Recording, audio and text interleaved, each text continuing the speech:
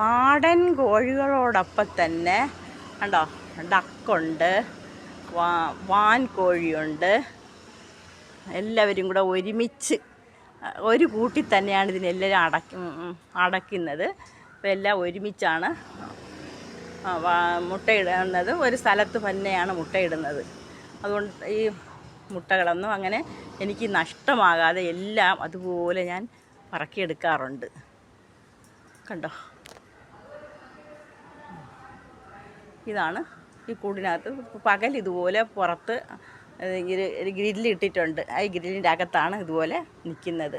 ചുറ്റും മരങ്ങളാണ്. മരങ്ങളുടെ ചുവട്ടിലൊക്കെ തന്നെ ഇത് പകൽ സമയം ഇങ്ങനെ നിൽക്കുന്നത്. എന്താ, ഇത് നല്ല ആദായകരമായിട്ടുള്ളൊരു ജോലിയാണ്. എനിക്ക് സമയം പോകും. ഇത് കാണുമ്പോൾ ഒരു ഭംഗിയും ആസ്വാദനവും ഒക്കെ വേറെയാണ്.